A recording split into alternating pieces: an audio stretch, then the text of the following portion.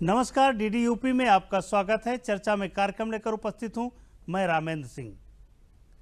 आज किसान दिवस है। सबसे पहले उस नेता को विनम्र श्रद्धांजलि जिसने किसानों के लिए अपना पूरा जीवन समर्पित कर दिया, जिसके नाम पर आज हम किसान दिवस मना रहे हैं। हम बात कर रहे हैं चौधरी चरण सिंह जी की, जिन्होंने किसानों के लिए लगातार संघर्ष किया। मुख्यमंत्री तक की कुर्सी पर आए, लेकिन संघर्ष किसानों के लिए ही करते रहे।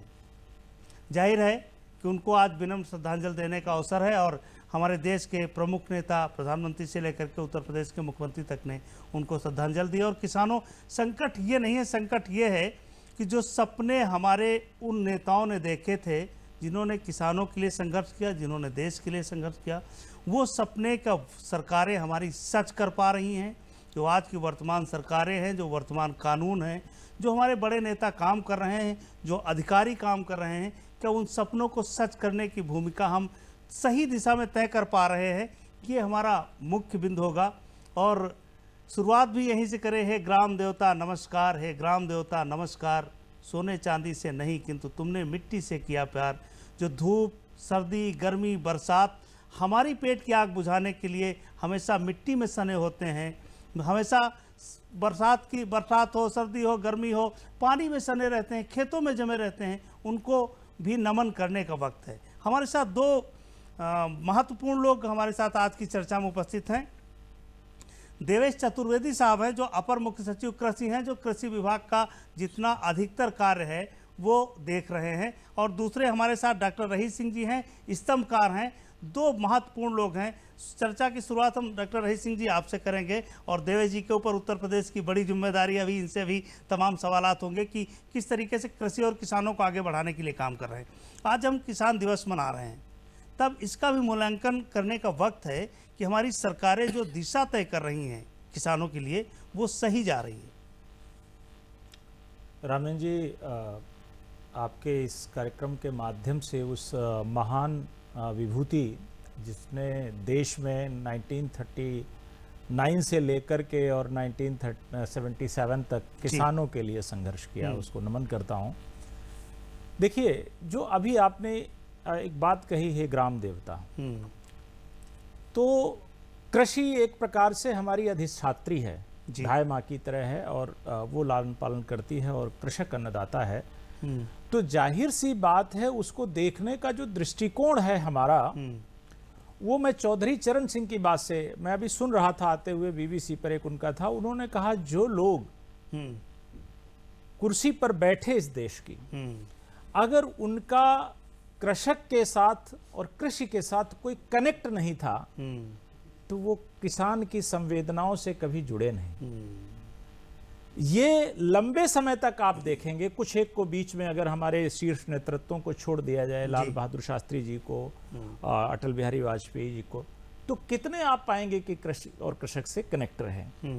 प्रधानमंत्री नरेंद्र मोदी जी, आदरणीय मुख्यमंत्री योगी आदित्यनाथ जी, अगर इन दोनों, यानी एक शीर्ष हमारे देश के का नेतृत्व कर रहे आदरणीय मोदी जी और प्रदेश का नेतृत्व कर रहे आदरणीय योगी जी, इनको देखिए, तो ये निचले जो सबसे पायदान है उस पर खड़े व्यक्ति के साथ भी सेंसिटिवली कनेक्ट है, संवेदनशीलता के साथ कनेक्ट है।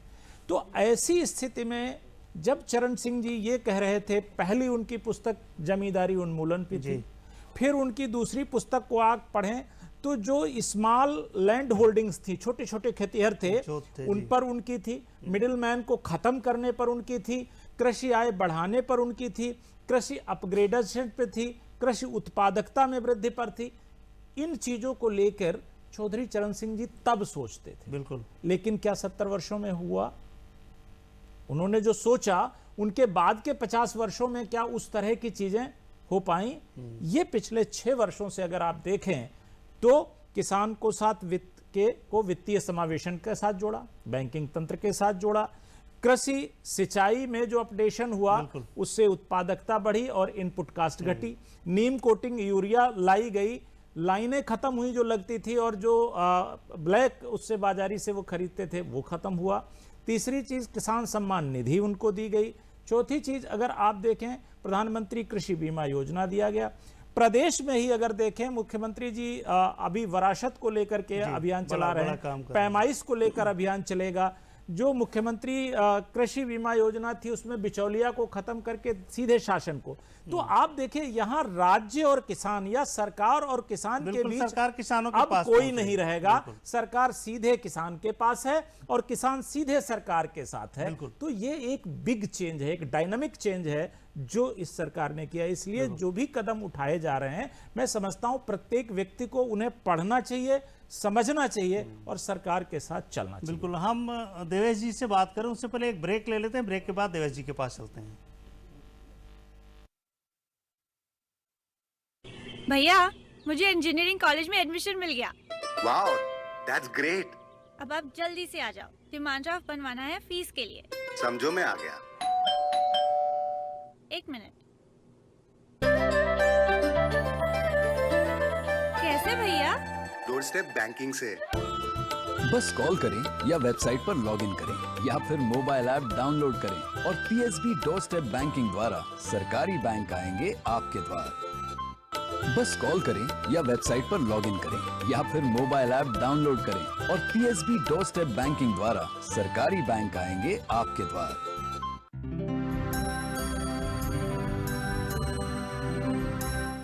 बस कॉल करें या वेबसाइट पर लॉगिन करें या फिर मोबाइल ऐप डाउनलोड करें और पीएसबी डोर स्टेप बैंकिंग द्वारा सरकारी बैंक आएंगे आपके द्वार। देवेश जी, प्रदेश की कृषि की बड़ी बस कॉल जिम्मेदारी करें। आप पर है। जाहिर है कि सरकार के बाद सबसे बड़े अधिकारी जो कृषि पूरा देखते हैं। क्या नीतियों के लिहाज से अगर देखा जाए तो उत्तर प्रदेश के किसानों की जिंदगी में क्या बदलाव आया जो नीतियां सरकार लेकर आई? देखिए, सर्वप्रथम मैं उसी बात से जो हमें वक्ता ने शुरू किया तो उसी से आरंभ करता हूं कि जो ग्रीन रेवोल्यूशन हमारा आरंभ हुआ था, जो कि जिस पे बहुत सफलतापूर्वक चला था, जिसमें साइंटिफिक डिस्कवरीज को और इन्वेंशंस को हम लोगों ने एक्सटेंशन से जोड़ के जी। हम लोगों ने जो हमारी फूड सिक्योरिटी है उसको पूरा किया था। जी। अब जो स्थिति आ रही है कि फूड सिक्योरिटी में हम लगभग काफ़ी हद तक हम लोग उसके लक्ष्य को पूरा कर चुके हैं, लेकिन हमारी जो किसानों की आय को बढ़ाने का अब उद्देश्य पॉलिसीज में अब बदलाव ये आया है कि हम किसान की आय बढ़ाएं और उनको इतना आय बढ़ा दें, आत्मनिर्भर बना दें कि रूरल इकोनॉमी भी प्रॉस्पर करे। जी। तो उसके लिए अगर हम हमें कृषक को हम एक एंटरप्रेन्योर की तरह लेते हैं तो आय कैसे बढ़ेगी? प्रोडक्शन प्रोडक्टिविटी बढ़े जो पहले से चला आ रहा था जी। लेकिन साथ ही साथ कॉस्ट ऑफ प्रोडक्शन कम हो जी। और उसके अलावा जो प्रोड्यूस हो रहा है उसका मार्केटिंग बेहतर हो। तो ये जो तीन जो चीजें उससे आय बढ़ती है, तो ये सारी नीतियां जो अब हमारी हैं वो इन तीनों चीजों पे केंद्रित तीनों है स्तंभों पर कि टिकी। कैसे हम प्रोडक्शन को तो बढ़ाएं, प्रोडक्टिविटी बढ़ाएं, ये तो चल ही रहा है, जी। सतत है। कैसे मार्केट रिफॉर्म्स करके विपणन में सुधार करके हम उनको ज्यादा मूल्य दिला सकें और ऐसी चीज प्रोड्यूस करें जिसका मूल्य मिल सके। और तीसरा है कि हम कॉस्ट कम कर सकें। तो ये ब्रॉड स्ट्रेटेजी है जिस पे हम लोग कार्य कर रहे हैं और जितनी नीतियां हमारी चल रही हैं। और इसके अलावा जो महत्वपूर्ण जो बदलाव आया है वो है जो टेक्नोलॉजी का प्रयोग है, जो बताएगा कि जो हम लोग बैंकों से जुड़े, हमारा जो जनधन अकाउंट था उसके आधार और जो हमारा मोबाइल के साथ जो ट्रिनिटी जो जुड़ी की, उसे पीएम किसान के माध्यम से, चाहे फसल बीमा योजना है, हमारी प्रदेश की पारदर्शी किसान योजना है जिसमें सारा जो अनुदान है वो डीबीटी के माध्यम से कृषकों को जा रहा है। तो ये एक बहुत बड़ा बदलाव आया है जो पूर्व से में नहीं था, जो अब हम लोग कर रहे हैं। रही जी, चर्चा आज हम कर रहे हैं किसान दिवस पर। अगर किसान कहीं भी धरने पर बैठा है तो ये सरकार के लिए भी चिंता का विषय है और देश के लिए भी चिंता का विषय है। क्या संकट क्या है? एक छोटा सा सवाल है, उसके बाद फिर डेवलपमेंट पर ही आएंगे कि क्या संकट है। सरकार कह रही है जो भ्रम है वो विपक्ष का है और इसमें बिचौलिए इन्वॉल्व हैं। किसान अगर इस पूरे बिल को पढ़े, कानून को पढ़े तो ये सब उसके हित में है। इसको किस तरीके से परिभाषित करेंगे आप? रामन जी 2 मिनट लेंगे जी। पहली बात कही कि सरकार, देखिए सरकार कृषक के साथ है और मैंने पहले कहा वो संवेदनशीलता के साथ कनेक्ट है उससे। चौधरी चरण सिंह जी ने कहा था कि इस देश की खुशहाली खेतों से होकर जाएगी, लेकिन कैसे? अगर किसान समृद्ध नहीं है, अगर किसान खुशहाल नहीं है तो कैसे जाएगी? आप ये हमें बताइए कि वो 77 में जो बात कर रहे थे, जैसे वो रमाला में जो चीनी मिल है उसको एक नया स्वरूप देना चाहते थे, दिया किसने आकर के? आदरणीय मुख्यमंत्री जी ने, योगी आदित्यनाथ जी ने। इस बीच में क्यों नहीं दिया गया? तो आप जरा ये देखिए कि प्रधानमंत्री की एक मंशा है कि भाई किसान हमेशा इस बात के लिए सरकार पर निर्भर ना रहे कि सरकार हमें दे दे, तो सरकार उस पर निर्भर हो जाए, किसान को ऐसा बना दीजिए आप। जी मूल चीज ये है। तो यहां पर पहली बात ये आती है कि भी कृषक के पास टेक्नोलॉजी, कृषक के पास फाइनेंस, कृषक के पास एक संयुक्त कृषि सिस्टम हो और कृषक के पास मार्केटिंग प्लेयर की ताकत हो। तो ये आप चारों चीजें लाएंगे कहां से? अगर एक सीमांत किसान है जिसके पास मिनिमम वेजेस भी नहीं है, क्या वो इन्वेस्टमेंट इतना ला सकेगा? उसके लिए एक व्यवस्था की गई कि भाई हम आपको कॉन्ट्रैक्ट फार्मिंग का विकल्प देते हैं, कंपलसरी नहीं, आपको ये ऑप्शन देते हैं। अच्छा लगे तो ठीक अच्छा लगे तो आप उसको ऑप्ट करें, नहीं अच्छा लगे तो मत करें। जी। दूसरी चीज, पहले से ही प्रधानमंत्री जो योजना एक आई थी जिसमें फूड प्रोड्यूसिंग जो लोग हैं वो एक ग्रुप बना सकते हैं, ठीक है ना, FPI या FPC, तो उसको आप बना लीजिए। आप एक इंडस्ट्री के दर्जे में होंगे और आपको 15 लाख रुपए गवर्नमेंट जो है वो फाइनेंशियल एड देती है। आप स्वतंत्र उत्पादक बनिए और अब आप इंडस्ट्रियलिस्ट के साथ या जो भी आपके पास आ रहा है कॉन्ट्रैक्टर, आप बार्गेनिंग पावर डेवलप करके करिए, आप फायदे में रहेंगे। नंबर 2, जब आप उत्पादन करने लगे तो उत्पादन के बाद आपको बेचना है। APMC मंडियां हमारी कब से बनी? 70 के दशक से बनी। लेकिन किसान अब बीच में किससे फंसा? भाई साहूकार से फंसा और बेचने के लिए मंडी में जो एजेंट है उससे फंसा। तो ये मिडिलमैन ने तो कभी उसको छोड़ा ही नहीं। और सरप्लस जो उत्पादन हुआ, जैसा कि अभी डॉक्टर साहब कह रहे, आप देखिए कि आपने जो कृषि क्रांति हुई, सरप्लस प्रोड्यूस किया, लेकिन उस सरप्लस प्रोड्यूस के अनुपात में क्या सामान्य किसान समृद्ध हो पाया? क्या सामान्य किसान की इनकम बढ़ पाई? नहीं बढ़ पाई। क्यों? क्योंकि मिडिलमैन उसको हावी रह गया। बिल्कुल। अब उन्होंने क्या किया कि भाई आप मंडी तो रहेगी ही रहेगी, हम आपको समानांतर विकल्प जो है वो प्राइवेट मंडी का भी देते हैं, ताकि आप बार्गेन कर सकें। आप इसको बेचेंगे या इसको बेचेंगे, क्योंकि अगर एक विक्रेता है और 2 खरीदार है तो विक्रेता हमेशा इकोनॉमिक फंडे के हिसाब से बार्गेनिंग पावर उसके पास ज्यादा होती है। तो ये आपको विकल्प दिया। तीसरी चीज अगर आप देखिए, जब ये सब आएगा, टेक्नोलॉजी आएगा, और ये तो आपका पर एकड़ या पर एरिया जो है वो प्रोडक्टिविटी बढ़ेगी। बिल्कुल। तो स्वाभाविक है अगर प्रोडक्टिविटी उसी में बढ़ी तो आपकी इनपुट कास्ट कम होगी। तो जो हम कहते हैं आय दोगुनी होगी, हम कभी कभी उसका अध्ययन सापेक्ष नहीं करते, निरपेक्ष करते हैं। सापेक्ष करने का मतलब है कि हम कल 50 रुपए लगाते थे और 100 रुपए कमा रहे हैं, तो हमारा नेट आय कितनी हुई? 100 हुई। लेकिन कल हम अगर 50 ही लगाएंगे और हमारी 150 रुपए आय हो गई, तो टोटल तो 50 ही बढ़ी, लेकिन नेट वो 100 बढ़ गई, यानी 2 गुना हो गई। तो आप देखिए सरकार दोनों मोर्चों पर लगातार कार्य कर रही है। और ये जो कृषि बिल आए हैं, फॉर्म बिल आए हैं, इन फॉर्म बिल में देखिए आप जान लीजिए कि किसान के लिए आज का समय ठीक वही है जो 1990 के दशक में लिबरलाइजेशन, इकोनॉमिक लिबरलाइजेशन का था। किसान डरे नहीं, क्योंकि सरकार हर स्थिति में और हर स्तर पे किसान के साथ है, और किसान कंपीट करे, प्रतियोगिता करे, समृद्ध बने और देश को समृद्ध बनाए। देवेश जी, उत्तर प्रदेश में जब हम बात करते हैं तमाम खरीद की, तो किन उपज पर जो जीन्स हैं उन पर MSP जारी है? और एक सवाल और है कि क्या जो खरीद कम हुई है या ज़्यादा हुई है, और खरीद को लेकर के सरकार किस तरह का ध्यान रख रही है? देखिए, ऐसा है कि न्यूनतम समर्थन मूल्य तो 23 जिन्सों पे होता है जी, लेकिन मुख्य रूप से जो खरीद होती है बहुत सारे जिन्सों में तो जो मार्केट रेट होता है वो MSP से ऊपर होता है, तो वो किसान उसको बाजार में बेचना ज़्यादा पसंद करते हैं। लेकिन जो हमारे मुख्य जिन्स हैं, जैसे गेहूं है या धान है या जैसे मूंगफली है, और जो है इस तरह के जिन्स ऐसे होते हैं जिसमें MSP पे खरीद आवश्यक होती है। तो राज्य सरकार का पूरा ध्यान इस पे है। आप देखिए, कोरोना काल जब चल रहा था, जब हार्वेस्टिंग शुरू हुई थी, तभी कोविड का लॉकडाउन शुरू हुआ था, और उस वक्त फसल लगभग जो कटने की स्थिति में आ गई थी, कटनी शुरू हो गई थी। लेकिन फिर भी राज्य सरकार ने सारे क्रय केंद्र खोले, और खोलते हुए उन्होंने करीब 37 लाख जो टन जो था जो है खरीद की रबी में गेहूं की। इसके अलावा हम लोगों ने दलहन की भी खरीद जो है बुंदेलखंड क्षेत्र में विशेष रूप से और क्षेत्रों में की। अब जो धान की खरीद आरंभ हुई है, तो इसमें भी इस बार तो माननीय मुख्यमंत्री जी ने कह दिया कि इसमें कोई मिनिमम लक्ष्य नहीं है, जितनी खरीद हो सके खरीदिए। पहले 3000 हमारे पास क्रय केंद्र थे, इस बार आज की तिथि पे 4300 क्रय केंद्र है, और खरीद जो है पिछले साल से अगर इस समय तक देखें तो लगभग 20 से 25% ज़्यादा हो चुकी ज़्यादा है हो चुकी और लगातार चल रही है। चल रही। ये अवश्य है कि कुछ लोगों को थोड़ा पेशेंस रखना पड़ता है, इंतजार करना पड़ता है, लेकिन पूरा मूल्य जो है एमएसपी का मिलता है। और हम लोग को लगातार जिलाधिकारियों को निर्देश है कि कहीं भी अगर कोई ढिलाई होती है तो एक तो शिकायत कोई भी कृषक कर सकते हैं, माननीय मुख्यमंत्री जी की हेल्पलाइन है, जिले की भी एक हेल्पलाइन है, उस पर कर सकते हैं और उस पर एक्शन भी हुए हैं। बहुत सारे ग्राम स्तरीय कर्मचारियों को आज ही मैं देख रहा था कई जगहों पर निलंबन किया गया है, एफआईआर भी की गई है। और उद्देश्य यही है कि सारे जो भी इच्छुक कृषक लोग हैं वो अपना धान पूरी तरह बेच सकें और मूंगफली की भी हम लोग खरीद बुंदेलखंड में कर रहे हैं। देखिए देवेश जी जो बात कह रहे हैं उसको किसान गंभीरता से सुने। इसका मतलब सरकार आपके साथ खड़ी है। जो लोग ये कह रहे हैं कि नहीं सरकार आपके साथ नहीं है, तो देवेश जी की जो बात है, चूंकि कृषि विभाग पूरा देख रहे हैं, इसको गंभीरता से सुने कि सरकार आपके साथ है, आपको विचलित होने या परेशान होने की जरूरत नहीं। एक ब्रेक ले लेते हैं, ब्रेक के बाद रहीज सिंह जी के पास वापस चलते हैं।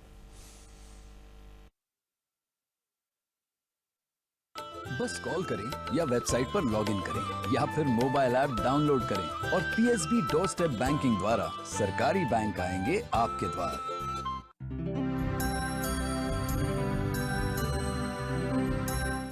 बस कॉल करें या वेबसाइट पर लॉगिन करें या फिर मोबाइल ऐप डाउनलोड करें और पीएसबी डोर स्टेप बैंकिंग द्वारा सरकारी बैंक आएंगे आपके द्वार।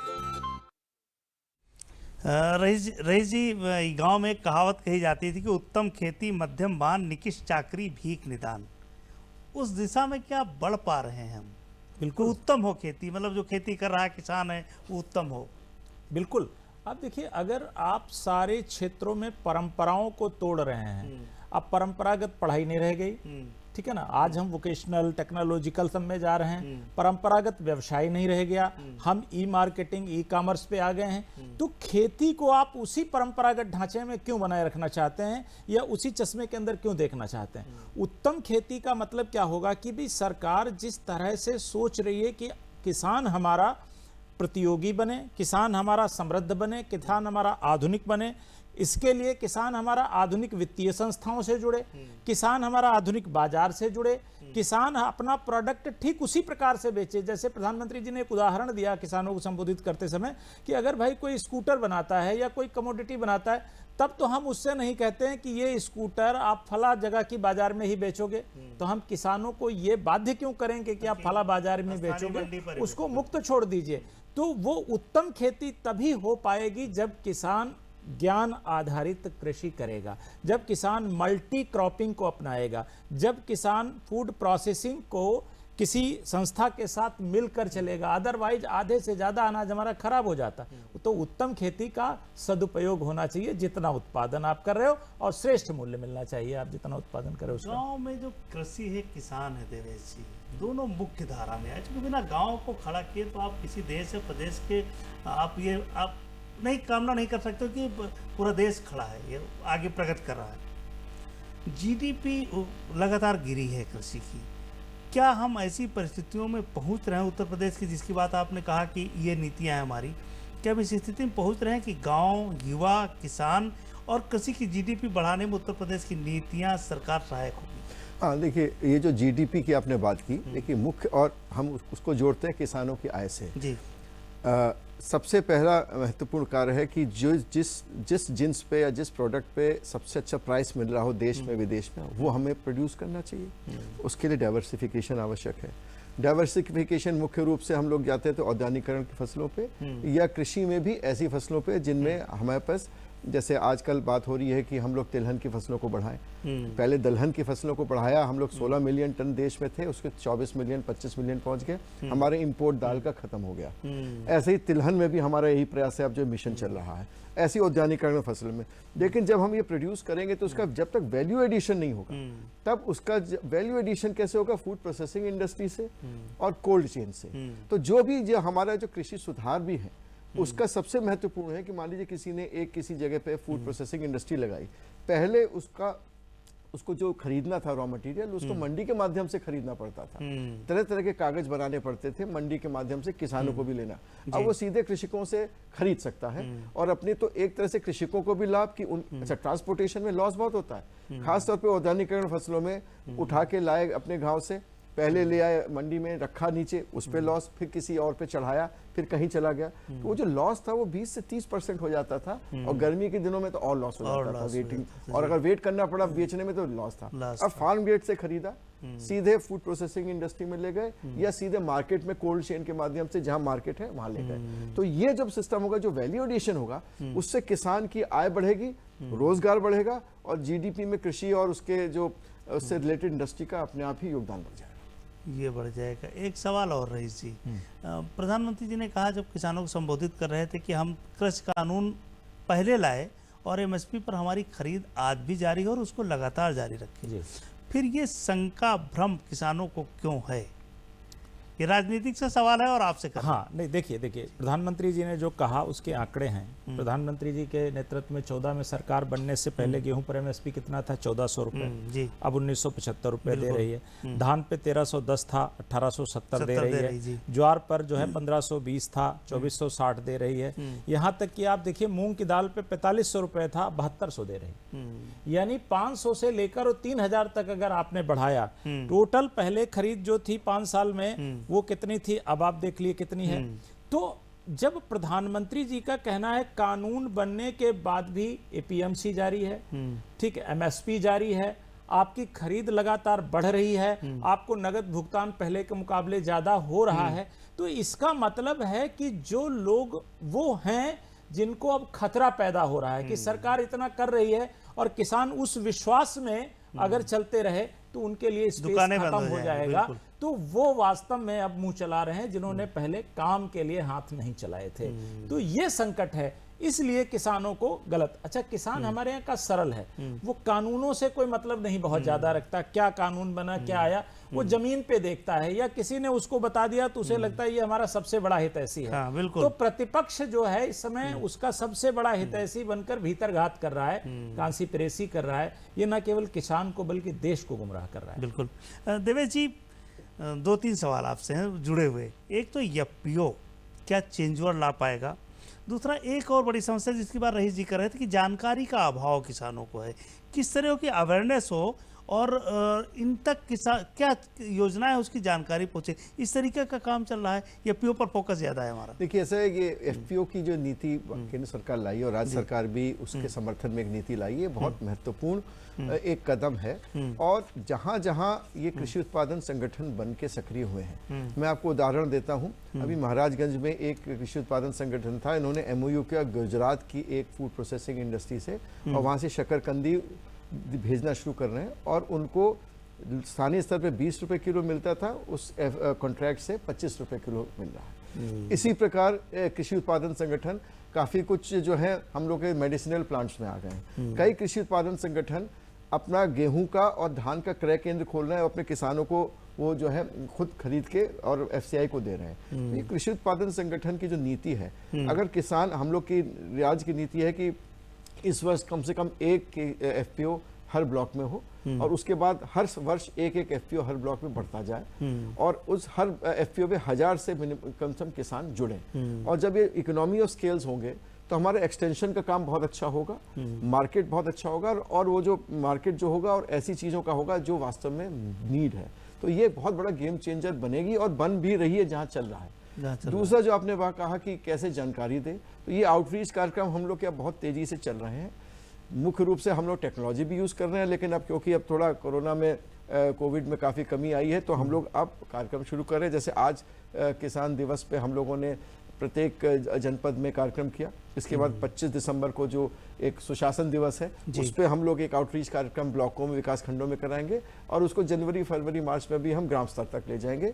पर्पज़ यही है कि हम जो नीतियां हैं उसके बारे में बताएं, जो योजनाएं हैं उसकी जानकारी दें और साथ ही साथ जो एक बहुत महत्वपूर्ण स्ट्रैटेजी है कि जो सफलता की कहानियां हैं, चाहे वो कृषि उत्पादन संगठनों की हो, चाहे वो प्रगतिशील किसानों की हो, हर के बीच ले जाएं, उनको उनसे बुलवाएं। जब वो बोलते हैं तो हमारे और कृषक भाई बहन ज्यादा सुनते हैं और उसको उसको अपनाते भी हैं। वो इस स्ट्रैटेजी से हम काम कर रहे हैं। बिल्कुल, हमारे पास कुल इतना ही समय था। Doctor rice Singh ji, doctor Devesh जी, दोनों लोग बहुत महत्वपूर्ण जिम्मेदारी निभा रहे हैं सरकार में। जाहिर है कि किसान ये चीज़ गंभीरता से समझे कि सरकार, एक बात और राजनीतिक बात करते हुए चले कि किसान 50% वोटर है कोई भी सरकार किसान को इग्नोर करके नहीं चल सकती, इसलिए किसान शंका मन से निकालें। और सरकार भी जानती है कि जो योजनाएं बनाएगी वो किसानों के साथ खड़ी होगी, चाहे जैसे खड़ी हो। हम चौधरी चरण सिंह जी को पुनः विनम्र श्रद्धांजलि देते हैं और ये सोच कर देते हैं कि आने वाला किसान सशक्त भारत का निर्माता बनेगा। इसी के साथ इस कार्यक्रम को विराम देते हैं। नमस्कार।